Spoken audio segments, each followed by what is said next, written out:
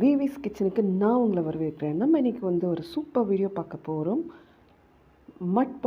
Mutton biryani அதுதான் பார்க்க போகிறோம். வாங்க வீடியோக்குள்ளே போகலாம். நீங்கள் இன்னும் நம்ம சேனல் சப்ஸ்கிரைப் பண்ணலாம், சப்ஸ்கிரைப் பண்ணிக்கோங்க. நோட்டிஃபிகேஷனில் ஆல் அப்படின்ற பட்டனை ப்ரெஸ் பண்ணிக்கோங்க. அப்போ தான் நான் போடுற வீடியோவை இன்ஸ்டண்ட்டாக நீங்கள் அதை பார்த்து என்ஜாய் பண்ண முடியும். இந்த வீடியோ யூஸ்ஃபுல்லாக இருக்குதுன்னு நினச்சிங்கன்னா உங்கள் ஃப்ரெண்ட்ஸ் ஃபேமிலி கூட ஷேர் பண்ணுங்கள். ரொம்ப ரொம்ப முக்கியமாக எண்டு வரைக்கும் ஸ்கிப் பண்ணாமல் பார்த்துக்கோங்க. அப்போ தான் ஒரு சூப்பரான மட்டன் பிரியாணியோட ரெசிபி உங்களுக்கு தெரிய வரும். அது என்ன மட்டன் பிரியாணி அப்படின்னு தானே கேட்குறீங்க? ஒன்றும் இல்லைங்க, நம்ம மண் பாத்திரத்தில் செஞ்ச மட்டன் பிரியாணி தான் மட்டன் பிரியாணி அப்படின்னு நான் உங்களுக்கு சொல்கிறேன். பாருங்கள், எனக்கு பொலன்னு பாசுமதி ரைஸில் வேறு லெவலில் ஒரு பிரியாணி வந்திருக்கு. டேஸ்ட்டும் செம்மையாக இருந்தது. நீங்களும் கண்டிப்பாக செஞ்சு பார்த்துட்டு எனக்கு கமெண்ட்டில் உங்களோட ஃபீட்பேக் சொல்லுங்கள். நான் இன்றைக்கி 4லேருந்து 5 பேர் சாப்பிட்ற அளவுக்கு குக் பண்ணிகிட்ருக்கேன். அதுக்கு நான் 1/2 கிலோ மட்டன் வேக வச்சு எடுத்துக்கிட்டேன். 1/2 கிலோ பாசுமதி ரைஸ் 1/2 மணி நேரம் ஊற வச்சு எடுத்துக்கிட்டேன். உங்கள் வீட்டில் எத்தனை பேர் இருக்காங்க? உங்களுக்கு மட்டன் காம்பினேஷன் அதிகமாக வேணுமா இல்லை கம்மியாக வேணுமா? அதுக்கேற்ற மாதிரி நீங்களும் பிளான் பண்ணிவிட்டு நல்லா குக் பண்ணுங்கள். இப்போ பாருங்கள், என்னோடய மட்டன் எவ்வளோ ஃப்ரெஷ்ஷாக இருக்குதுன்னு பார்த்துக்கோங்க. இந்த மாதிரி டெண்டரான ஒரு மட்டன் தான் நமக்கு ஒரு டேஸ்டியான பிரியாணியை கொடுக்கும். ஏன்னா எல்லா இன்புட்ஸும் நம்ம கரெக்டாக கொடுத்தா தான் நமக்கு அவுட்புட்டும் கரெக்டாக கிடைக்கும். அதனால் நீங்களும் நல்லா குவாலிட்டியான மட்டனாக பார்த்து சூஸ் பண்ணி வாங்கிக்கோங்க. இந்த மட்டன் வேக வைக்கக்கூடிய தண்ணியை எப்பயுமே வீணாக்கிடாதீங்க.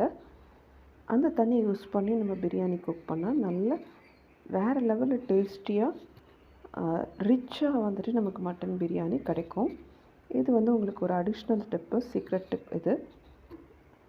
மட்டன் எப்பயுமே வேக வைக்கும்பொழுது நம்ம கொஞ்சமாக தயிர், 1லேருந்து 2 டேபிள் ஸ்பூன் வரைக்கும் தயிர், அதுக்கப்புறம் கொஞ்சம் மஞ்சத்தூள், அதுக்கப்புறம் ரொம்ப அதிகமாகவும் இல்லாமல் ரொம்ப கம்மியாகவும் இல்லாமல் கரெக்டாக மட்டன் மூழ்கிற அளவுக்கு தண்ணி இதை எடுத்துக்கோங்க. நான் இன்றைக்கி பஞ்சு போல் வேக வைக்க போகிறது கிடையாது. ஒரு 4 விசில் விட்டு வேக வச்சு எடுத்துக்கோங்க. ஏன்னா நம்ம அதுக்கப்புறம் அரிசி கூட சேர்த்து குக் பண்ண தான் போகிறோம் இல்லைங்களா? அதனால் ஒரு 60 to 70% மட்டன் குக் பண்ணும்பொழுது இறக்கிடலாம். உங்கள் குக்கருக்கு ஏற்ற மாதிரி நீங்கள் டைம் பார்த்துக்கோங்க, இல்லை விசில் பார்த்துக்கோங்க. நீங்களும் ஒரு 3/4 பாயில் அந்த ஸ்டேஜில் இறக்கிடுங்க. அதுக்கப்புறம் நம்ம ரைஸ் கூட சேர்த்து குக் பண்ணிக்கலாம். கொஞ்சம் இஞ்சி பூண்டு விழுது போட்டுக்கோங்க, கொஞ்சம் தயிர் ஊற்றிக்கோங்க, கொஞ்சம் மஞ்சள்தூள் போட்டுக்கோங்க, தேவையான அளவுக்கு தண்ணி ஊற்றிக்கோங்க. அப்புறம் குக்கர் மூடி ஸ்டவ் ஆன் பண்ணிவிடுங்க. இது கூட நீங்கள் உங்களோட அடிஷ்னல் டேஸ்ட்டுக்காக எது வேணாலும் நீங்கள் சேர்த்துக்கலாம். நான் யூஸ்வலாக அப்படி தான் குக் பண்ணுவேன். எனக்கு இது நல்ல டேஸ்ட்டில் வந்துட்டுருக்கு. அதனால் நான் வேறு எதுவும் சேர்க்க போகிறதில்ல. இதே நீங்கள் சிக்கன் பிரியாணி மாதிரி செய்யணுன்னாலும் செய்யலாம். நாட்டுக்கோழியாக இருந்தாலும் இதே சேம் மெத்தட் ஃபாலோ பண்ணுங்கள். பட் ப்ராய்லர் கோழியாக இருந்ததுன்னா நீங்கள் டைரெக்டாக கூட குக் பண்ணிக்கலாம். குக்கர் ஏற்றிட்டு அதுக்கப்புறம் நம்ம ரைஸ் கூட ஆட் பண்ணணும்னு அவசியம் இருக்காது. ஸோ நல்லா ஞாபகம் வச்சுக்கோங்க. மட்டனோ இல்லை நாட்டுக்கோழியோ இருந்ததுன்னா குக்கரில் ஹாஃப் பாயில் விட்டுட்டு அதுக்கப்புறம் சமைங்க. ப்ராய்லர் கோழி இருந்ததுன்னா டைரெக்டாக சமைக்கிறதே அட்வைசபிள் தான். ஏன்னா அது ஈஸியாக குக் ஆகிடும், அதுக்கு அதிக டைம் தேவைப்படாது. நீங்களும் இந்த டிப்ஸ் எல்லாம் யூஸ் பண்ணி பார்த்துட்டு உங்களுக்கு யூஸ்ஃபுல்லாக இருந்ததுன்னா எனக்கு கமெண்ட்டில் சொல்லுங்கள். உங்கள் ஃப்ரெண்ட்ஸ் ஃபேமிலி கூடயும் ஷேர் பண்ணிக்கோங்க. ரொம்ப ரொம்ப முக்கியமாக நம்ம சேனலை சப்ஸ்கிரைப் பண்ணிக்கோங்க, சப்போர்ட் பண்ணுங்கள். உங்களுக்கு வேறு எந்த மாதிரி வீடியோ வேணும்னு கமெண்ட்டில் சொல்லுங்கள்.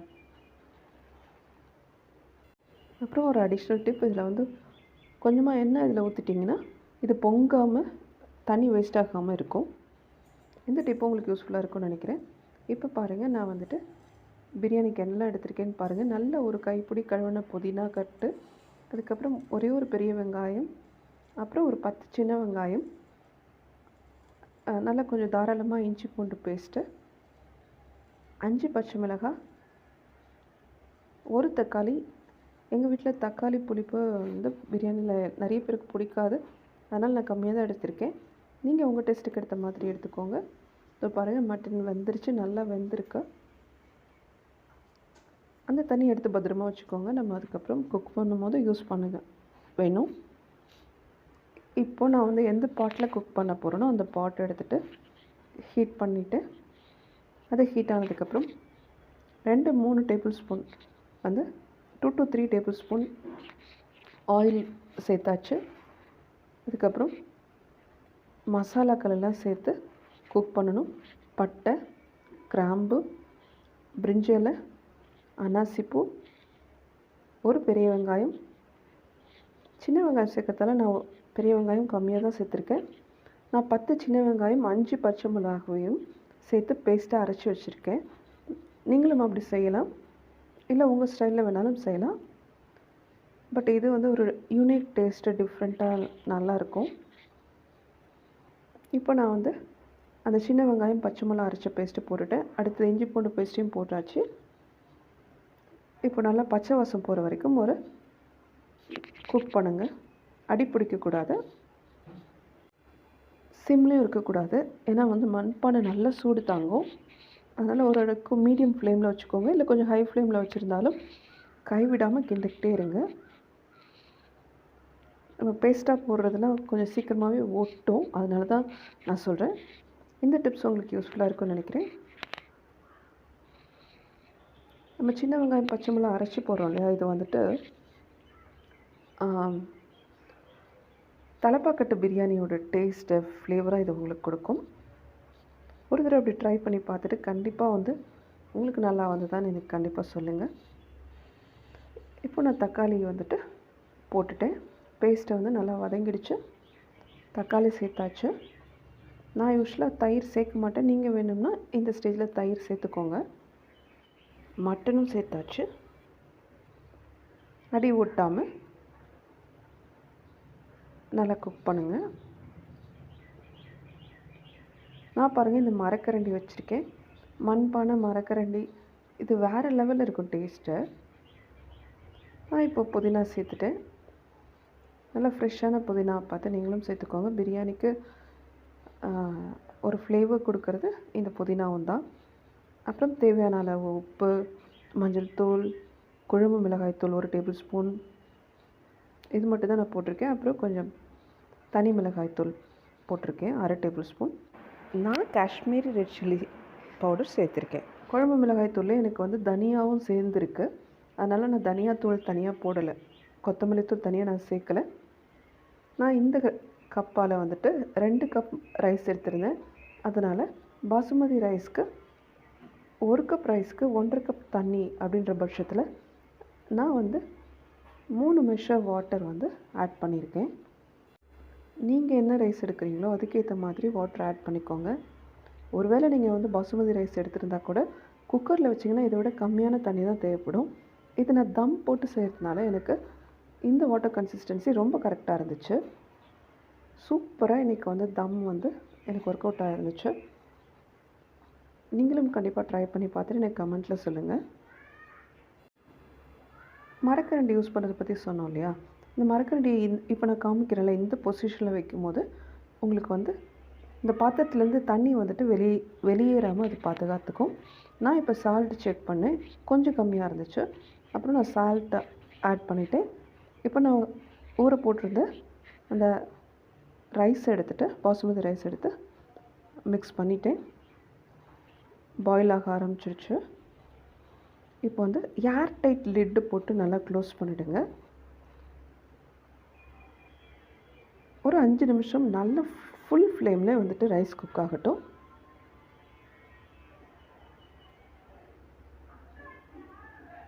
கொஞ்சம் காற்று போகாமல் இருக்கா, ஆவி வெளியில் போகாமல் இருக்கான்னு செக் பண்ணிக்கோங்க. அப்போ தான் நமக்கு தம் வந்து நல்லா ஒர்க் அவுட் ஆகும். இப்போ பாருங்கள், எனக்கு வந்துட்டு வாட்டர் பாயில் ஆக ஆரம்பிச்சிருச்சு.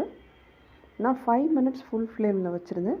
அதுக்கப்புறம் ஒரு 5 மினிட்ஸ் லோ ஃப்ளேமில் வச்சுருந்தேன். அதுக்கப்புறம் நான் தம்முக்காக வேண்டி வேறு ஒரு வெசலில் ஒரு 1/2 வெசல் வாட்டர் எடுத்துக்கிட்டேன். அப்புறம் இந்த பாட்டை வந்து அந்த வெசலுக்கு மேலே வச்சுட்டு தம் போட்டேன். நான் சொன்ன மாதிரி 10 மினிட்ஸில் எனக்கு 75% ஆஃப் ரைஸ் நல்லா குக் ஆகிடுச்சு. நான் இப்போ தம் போட போகிறேன். இப்போ எனக்கு பார்த்திங்கன்னா தெரியும், தண்ணி கொஞ்சம் கொஞ்சம் அங்கங்கே மட்டும்தான் இருக்குது. இந்த மாதிரி ஸ்டேஜில் நீங்கள் வந்துட்டு தம் ஏற்றிடலாம். நான் இதுக்கு வந்துட்டு வேர்வை தண்ணி உள்ளே போகாமல் இருக்க வாழை இலை போட்டு நல்லா கவர் பண்ணிவிட்டேன்.